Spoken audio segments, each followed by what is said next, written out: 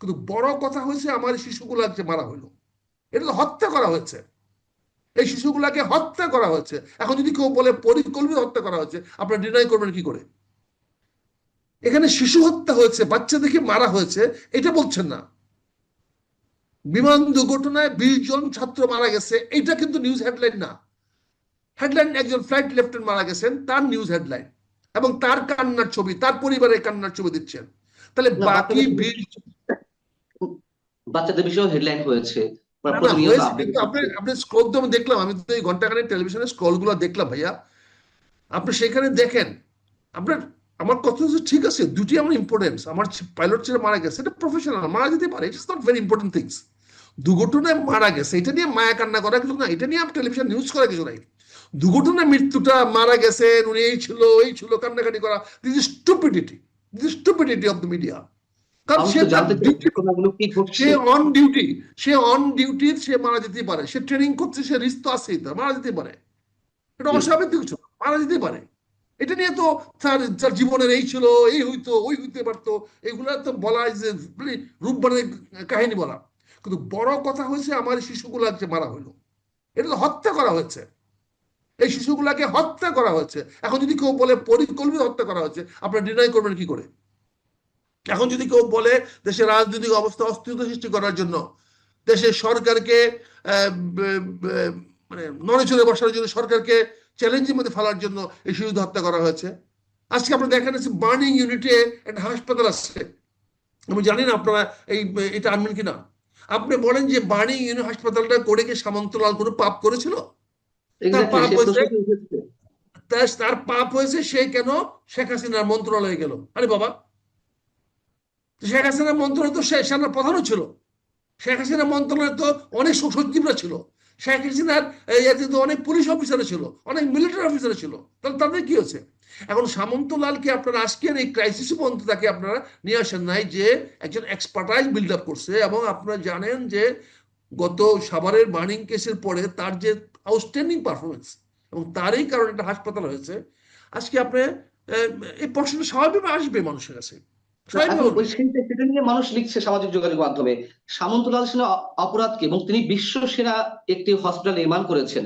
এখন সেই হসপিটালের নাম শেখ হাসিনা বার্ন ইনস্টিটিউট, অথবা তিনি শেখ হাসিনা মন্ত্রী পরিষদের সদস্য ছিলেন, এই জন্য তার নামে হত্যা মামলা দিয়ে দেওয়া হলো। তিনি সম্ভবত আত্মগোপনে আছেন। তো এখন এই ক্রাইসিস মোমেন্টে তার শরণাপন্ন না হয়ে এখন সরকারের পক্ষ থেকে বলা হচ্ছে, উপদেষ্টারা বলছেন বিদেশ থেকে এক্সপার্ট নিয়ে আসা হবে যারা অগ্নিদগ্ধ হয়েছে তাদের চিকিৎসার জন্য। এটা কোন ধরনের মানসিকতা আমাদের, আর তার অপরাধটি কি? না না, আমাদের তো আরো সামন্তলাল ছাড়া, কিন্তু সামন্তলাল তো আমাদের যদি গ্রেফতার করা হয়েছে, সে বোধহয় গ্রেফতার আছে, তাকে তো আমরা হাসপাতাল থেকে এনেও তাকে চিকিৎসা করাতে পারতাম। বা তাকে আমরা যদি আজকে আমার এই জাতীয় প্রয়োজনে তাকে সাধারণ ক্ষমা ঘোষণা করে ঘোষণা দিতে পারতাম, আপনি জি। আসেন দেখেন। আপনি এই যে আমাদের রাজনীতিটা, প্রতিহিংসা রাজনীতি শুরু হয়েছে আজকে, কষ্ট লাগে। এই ছেলেগুলা কি অপরাধ, কি অপরাধী বাচ্চাগুলা, যারা আপনার নিরাপত্তা বললেন না, তারা স্কুলে পড়াশোনা করতে গেছে, ক্লাস 3-4 ছেলেরা ক্লাসরুমে বসে আপনাদের দুর্ঘটনার কারণে মারা যাবে। আর আপনারা এখানে টেলিভিশনে আপনার নাচ গান দেখাবেন, আপনারা বিভিন্ন অনুষ্ঠান করে বেড়াচ্ছেন, আপনারা আলোচনা করে বেড়াচ্ছেন। আমরা দেখলাম না আমার প্রধান উপদেষ্টা সাহেব দৌড়ে সেখানে যেতে, আমি দেখলাম না আমার স্বরাষ্ট্রমন্ত্রী সেখানে যেতে, আমি দেখলাম না আমার স্কুল এডুকেশন শিক্ষামন্ত্রী সেখানে যেতে। তাহলে ওরা কিসের জন্য এখানে আছেন? কেন এখানে আছেন? কি করতে তারা আছেন? আমার 20 জন শিশু, এইভাবে নিরপরাধ শিশু মারা যাবে, তার দায় দায়িত্ব কেউ নেবে না, তার দায় কাউকে করবেন না। আর পাইলটের কথা বলবেন, বিমান দুর্ঘটনা হয়েছে, ইট ইজ নিউজ হেডলাইন। আপনার বিমানটা ওখানে কেন দিল? আপনি কেন এরকম ঢাকা ক্যান্টনমেন্টে বা ঢাকা এরকম পরিবেশে আপনি প্রশিক্ষণ করাচ্ছেন? কেন, কি কারণে? এইটুকু সেন্স বিমান বাহিনী প্রধানদের নাই? এই ধরনের প্রশিক্ষণ দেওয়ার মতো অবস্থা কি আমাদের দেশের এয়ারফোর্স অফিসারদের মাথায় নাই? আপনি ঢাকা এয়ারপোর্টের পাশে আপনার সচিবালয়, ঢাকা এয়ারপোর্টের পাশে আপনার প্রধান উপদেষ্টা অফিস, তিনটে সেনা প্রধান থাকেন ক্যান্টনমেন্টে, আমার কয়েক ডজন জেনারেল থাকে ক্যান্টনমেন্টে। আজকে এটা বলেন, এরকম একটা জায়গাতে আপনি কি করে এখানে বিমানের প্রশিক্ষণ দেন? এখানে কেন ঢাকা শহরে কেন একটা সোলো ফ্লাইট মতো এরকম ঝুঁকিপূর্ণ হবে? আমি তো দাবি করবো বিমান বাহিনী প্রধানকে ফাঁসিতে লটকানো উচিত। আমি দাবি করবো, বিং আর্মি অফিসার, আমি দাবি করব এই 20টি হত্যার দায় বিমান বাহিনী প্রধানকে নিতে হবে। উনি কেন অ্যালাউ করলেন ঢাকা শহরের মধ্যে এরকম একটা সলো ফ্লাইট চালানোর জন্য? এত উত্তরা এলাকাটা কত গিঞ্জি, দেখেন আপনার প্লেনটা উঠলেই আপনি কচুক্ষেত, প্লেনটা উঠলেই আপনার ক্যান্টনমেন্ট, প্লেনটা উঠলেই আপনি এদিক দিয়ে ওদিক দিয়ে করলে আপনার কি বলে যদি দক্ষিণের দিকে যান তাহলে দেখেন আপনার আপনার ফার্ম গেট, তেজগাঁ, কত। আবার যদি আমরা উত্তর দিকে আমি যান, আপনার সাথে একটু যোগ করতে চাই, সেটি হচ্ছে এই বিমানটি নাকি F7 ফাইটার 2006 সালের মডেল, এবং F7 BGI যেটি ভেঙে পড়েছে, বিধ্বস্ত হয়েছে, সেটা 2022 সালের ভার্সন। মানে এই শ্রেণী বিমান এখনো দেশে ব্যবহার করা হয় কিভাবে, সে প্রশ্নটি উঠেছে।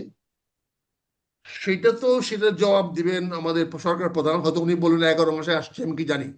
কিন্তু আমি বিমান বাহিনী প্রধান দায়ী করতে চাই, উনি অ্যালাউ করলেন কেন? এটা সলো ফ্লাইট, ঢাকা ক্যান্টনমেন্টের বিমান থেকে চালানোর মতো উনি কি করে পারমিশন দিলেন? এই পারমিশন তো উনি দিয়েছেন, ওনার পারমিশন ছাড়া তো হয় নাই।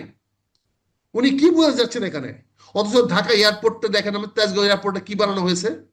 আবার ঢাকা এয়ারপোর্টের চারপাশে ওনারা আনন্দ বিহারে জায়গা বানাচ্ছেন।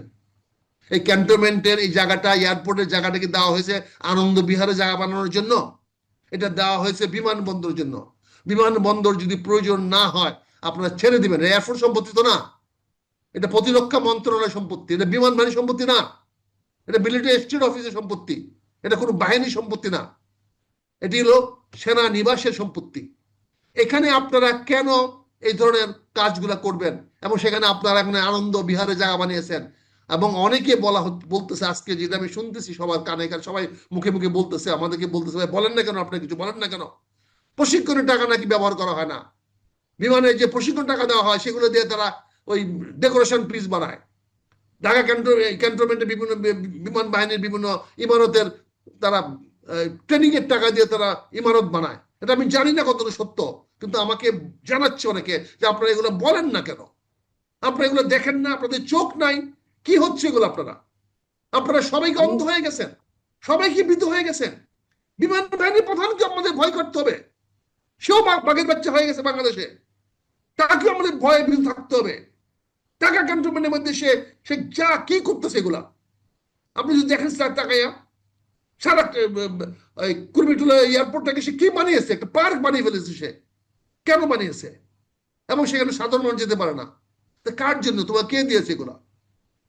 এবং এই প্রশিক্ষণ বিমান সলো ফ্লাইট স্যাংশন দিয়েছেন বিমান বাহিনী প্রধান, এবং তাকে সাহায্য করতে গিয়ে আজকে সেনার প্রধান পর্যন্ত কন্ট্রোভার্সি হয়ে যাচ্ছে।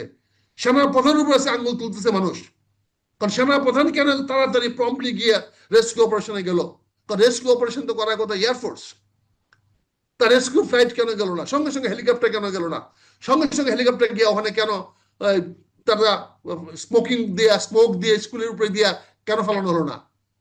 কেন সেখানে কার্বন ডাইঅক্সাইড নিয়ে ফেলে দিয়ে ওখানে ওগুলোকে বন্ধ করা হলো না? কি কারণে হলো না? তাদের হেলিকপ্টার কোথায় ছিল? হয়তো কাছাকাছি কেন যেতে পারলো না?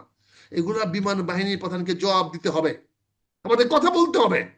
আমরা এত ভীতু হয়ে থাকলে তো হবে না।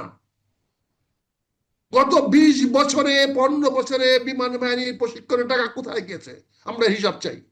পরিষ্কার বলছি পান্না সাহেব আপনার কাছে, কে আমাকে কি বলবে আমি জানি না, আমাকে জনগণ জানতে চাচ্ছে, আমাকে অনেক অফিসাররা ফোন করে বলতেছে আপনি বলেন না কেন এগুলা।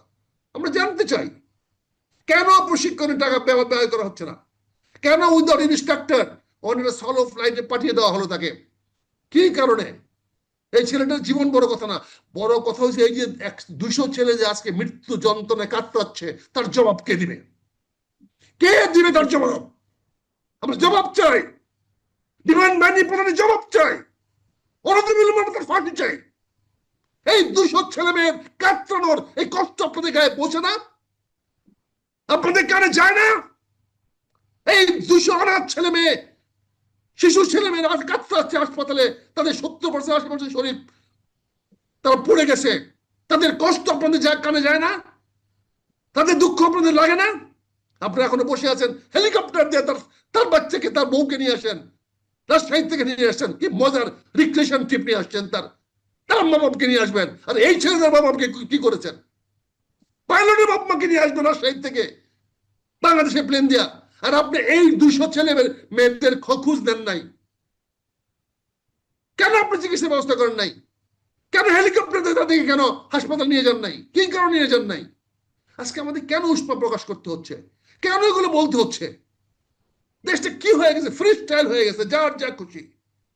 ডক্টর ইউনূস সাহেব, আপনি প্লিজ আল্লাহর ওয়াস্তে, ইট ওয়াজ ইউর ফরমোস্ট ডিউটি ছিল আপনার তাৎক্ষণিকভাবে এই 20টা মৃত্যুদের পাশে আপনি যাওয়ার। যদি শারীরিক কাজ দিতে না পারেন, you are medically unfit sir. Sir, you are medically unfit. আপনি বাইটের মতো ঘুমিয়ে যাচ্ছেন, ঘুমিয়ে ঘুমিয়ে রাষ্ট্র চালানো যাবে না। I'm very sorry, আমি I have to be harsh in my language. এটা সবারই মনে আমি এই কষ্ট না। 200 ছেলে মেয়ের কাতরান সহ্য করতে পারতেছি না। এটা আমার সহ্যের সীমা বাইরে চলে যাচ্ছে। We cannot tolerate this. আমরা এগুলো সহ্য করতে পারবো না। আসলে আমরা মরি, আমাদের শিশুদেরকে, আমাদের সন্তানদেরকে হত্যা করার কোনো অধিকার পান্না আপনাদের নাই, আপনাদের কারো নাই। স্কুলে পড়তে যাবে শিশুরা, তার উপরে আপনি বিমান ফেলাইয়া দিবে তার উপরে নিয়ে, আর সেখানে শিশুরা মারা যাবে। 200-300 ছেলে মেয়ে আজকে সারা ঢাকা শহরে কাতরাচ্ছে। কোথায় আছে না আছে কেউ বলতে পারতেছেন না। কোন হাসপাতালে আছে বলতে পারতেছেন না। কোন হাসপাতালকে আপনি ইমার্জেন্সি ডিক্লেয়ার করেন নাই, কোন হাসপাতালকে রেস্কিউ স্টেশন মানান নাই, ডাক্তারদের ইমার্জেন্সি ডিক্লেয়ার করেন নাই, আপনি ডাক্তারদেরকে নিয়ে আসেন নাই। কেন আপনি উত্তরাতে সকল হাসপাতালগুলোকে ইমার্জেন্সি ডিক্লেয়ার করতে পারতেন না? ক্যান্টনমেন্টে সিএমএ ছিল, এয়ারফোর্সের ছিল, পারতেন না? আপনি ওখানে সামন্তলাল না আসে পারতেন, সামন্তলাল, কিন্তু আপনি বার্নিং ইউনিটে অনেক ডক্টর আছেন, কেন আপনি সদস্য অ্যাম্বুলেন্স দিয়ে তাদেরকে সরাসরি নিয়ে গেলেন না? এই শিশুদের কান্না আপনাদের কানে যায় না? আপনি এত নির্দয়, আপনার ক্ষমতার জন্য এত লোভী হয়ে গেছেন, আপনার দেশটাকে বিক্রি করে দেওয়ার জন্য আপনারা সবকিছু আট ঘাট দিতে লেগেছেন। আপনার লজ্জা করলো না আজকে? আপনারা ওখানে বসে দোয়া পড়েন, হাত তুলে দোয়া করেন, আপনারা ছুটে গেলেন না কেন? আপনারা সমন্বয় না কি বলেন, আপনারা কি করবেন? দেশের সংস্কার করবেন। এই সংস্কারবাদীরা ছুটে গেলেন না কেন আপনারা সেখানে দেখতে? ও বাচ্চাদের ওর দোয়া করেন, আপনি হাত তুলে দোয়া করলে একেবারে ওরা ভালো হয়ে যাবে কেন? বৌদ্ধবাজি করেন, বৌদ্ধবাজি দেখেন আপনারা। কাজে আপনাদেরকে আমি তীব্র ভাষায় প্রতিবাদ জানাচ্ছি এবং তীব্র ভাষায় আমি বিমান বাহিনী প্রধানের শাস্তি কামনা করছি। কারণ তিনি কেন ঢাকা শহরের মতো জায়গাতে একটা সোলো ফ্লাইট করার জন্য, একটা ফার্স্ট ফ্লাইট তাকে চালানোর মতো অনুমতি দিলেন? এর দায় নিতে হবে। আমরা ইমিডিয়েটলি তাকে ওএলজি দেখতে চাই। আমরা আজকের মধ্যে তাকে অপসারণ দেখতে চাই। We want he should be removed immediately. আমরা শুনলাম তিনি আবার নাকি তুরস্কে গেছেন আজকেই, এটা শুনতে পেলাম হঠাৎ করে। He should be called back. He should be called back and he should be removed from this post. That is disgrace. সে কেন অনুমতি দিল এই ঢাকা শহরের মধ্যে একটা সোলো ফ্লাইট, একটা পাইলট, ফার্স্ট নোভিস পাইলট এবং first trip, the first round, সে কি করে পারমিশন দিল? সে মানুষকে মানুষ মনে করে না? জি, আমি একটু 2 মিনিটের মধ্যে শেষ করবো আখতারুজ্জামান। অনেক ধরনের গুঞ্জন, অনেক ধরনের গুজব উঠছে, সেই জায়গা থেকে যদি আমি আপনাকে প্রশ্ন করি যে দুর্ঘটনা তো দুর্ঘটনায়, তারপরেও যদি বলছিলাম যে এর পেছনে অনেক রহস্য হয়তো থাকতে পারে, কোনো দুর্ঘটনার পেছনে, কোনো দুর্ঘটনার পেছনে নানান ধরনের ডিজাইন থাকতে পারে। আপনি কি মনে করেন যে এর পেছনে আসলেই কোনো ষড়যন্ত্র আছে, যারা ষড়যন্ত্রের বিভিন্ন ধরনের প্রশ্ন তুলছে? দেখেন, যে কোনো কিছু পিছিয়ে মানুষ ষড়যন্ত্র খুঁজতে পারে, কিন্তু এখানে আমি 3টা জিনিস দেখতে পাচ্ছি, যেই 3টা জিনিস আমাদের গ্রস ভায়োলেশন হয়েছে, এর জন্য দৃশ্যমান। একটা হলো এই ফ্লাইটটি, এই ট্রেনিং প্রশিক্ষণটা দেওয়ার জন্য অনুমোদন কেউ দিয়েছে। ঠিক আছে, ওগুলো তো আপনি বলেছেন। এখানে হয়তো এই যে আমি আজকে বিমান বাহিনী প্রধানের উপরে যে চড়াও হয়েছি বা কথা বলতেছি, হয়তো এইটাও অনেক মধ্যে ষড়যন্ত্রে তাকে আমরা সরানোর জন্য বলতেছি। তার ব্যর্থতাকে আমরা হয়তো এভাবে আমরা দেখতে পারি, কিন্তু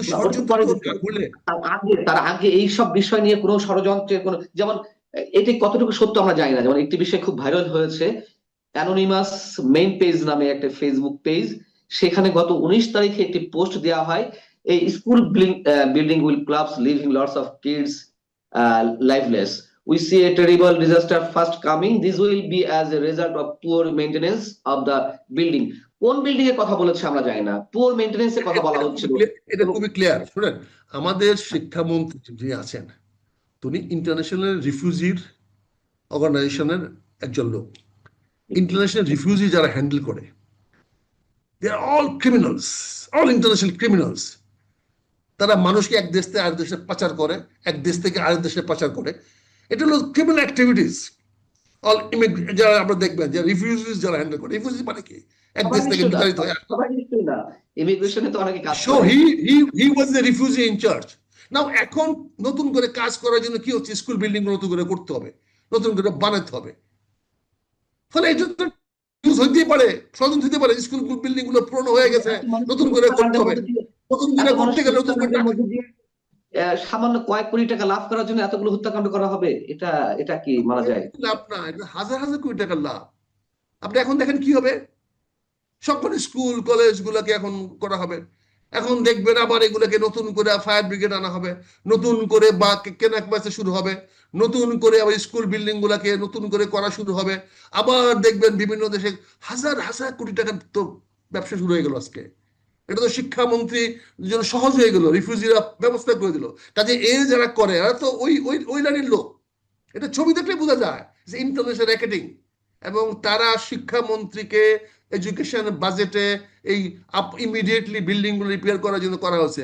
এই রিফিউজি প্রপাগান্ডা আমরা অনেক দেশে দেখেছি, এরকম প্রপাগান্ডা করে লেবাননে হয়েছে, সিরিয়াতে হয়েছে, ইরাকে হয়েছে, রোহিঙ্গাতে হয়েছে, আমরা ইস্ট তিমুরে হয়েছে, আমরা সুদানে দেখেছি, এরকম তো অহরহ দেখতেছি।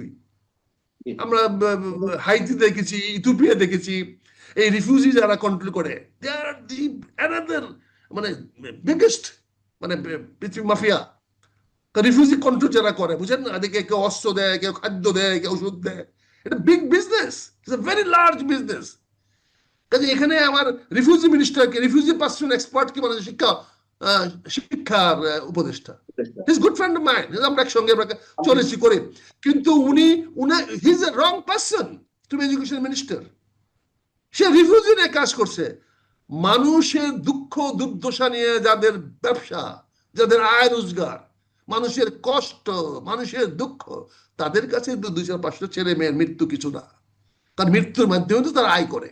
এই মৃত্যু হলে রিফিউজি এক দেশ থেকে আরেক দেশে যায়, সেখান থেকে হয়। কাজে এখানে এটা তো ষড়যন্ত্র বলবেন না, এটা পরিকল্পিত। এটাও শিক্ষামন্ত্রীর যে ভেস্টেড ইন্টারেস্টেড গ্রুপ আছে।